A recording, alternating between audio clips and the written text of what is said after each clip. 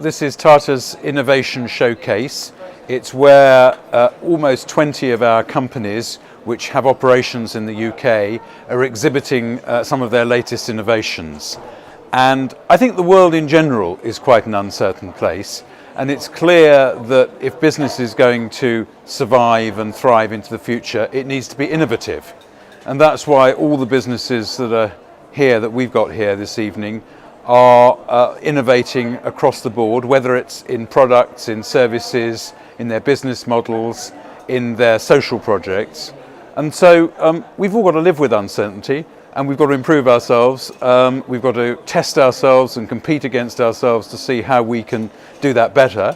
And that's what some of our companies are showing off here this evening. So in that point of view, it's always uncertain, and we've got to show some confidence and move through it.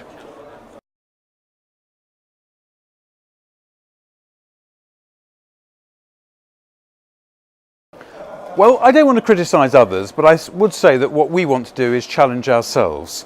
We're very conscious, we're a very large group, and we're a group with a very long tradition and a strong sense of long-term business.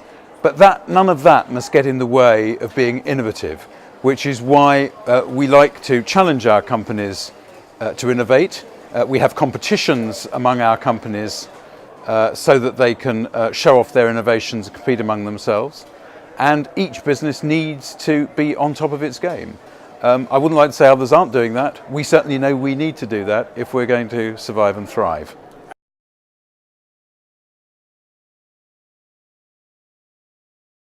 I think the green paper that we've seen so far sets out really clearly some of the challenges which the UK economy faces. And they are, I would say, challenges which go well beyond Brexit. They are challenges about the way that future industry is going to be structured, automation, the increase of digitalisation across the piece. And so the challenges we have to face in infrastructure or, for example, in skills are really important ones. And for example, on skills, the paper sets out really clearly that there's a deficit in STEM skills. And that's something which we, and I think all employers in that space, see very clearly. So I think one of the areas we want to see developed in the next phase will be ways in which government and business and education can work together to improve STEM skills. We were particularly interested to see the proposals on T levels, the new tech levels, to be on a par with A levels. And I think that's really important. If you look at our companies, look for example at Jaguar Land Rover, if you want to be successful in Jaguar Land Rover now, you can come in as an engineering graduate, but you can also come in as an apprentice, and you can learn while you are working as an apprentice for a company like Jaguar Land Rover. That's really important. We've got to have some real cultural change and some changes in the way that our structures and institutions function to cope with the way that industry is going to change globally, not just in the UK or Europe.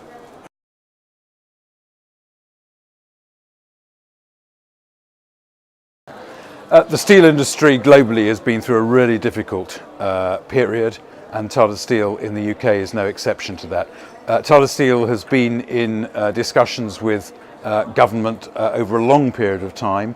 It's very much in the Tata DNA to go the extra mile to make a business sustainable for the long term, and that's what Tata Steel has been doing.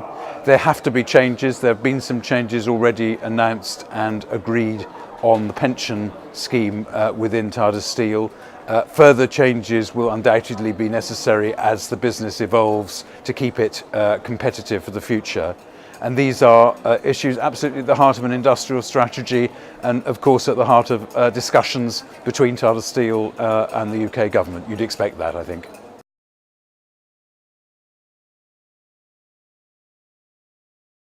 Well, we've been in the UK for over 100 years. As I said earlier, there are lots of challenges for business, for industry. Some of them will be to do with how the UK leaves the EU. There are a lot of other issues as well. I'm sure we will continue to be strong in the UK and committed to the UK for a long time to come. Our companies in different sectors will be really interested to be engaged in the detailed discussions over the way in which the UK leaves the European Union and how the relationships develop, both with the European Union and with major trading partners around the world. But we remain committed to the United Kingdom.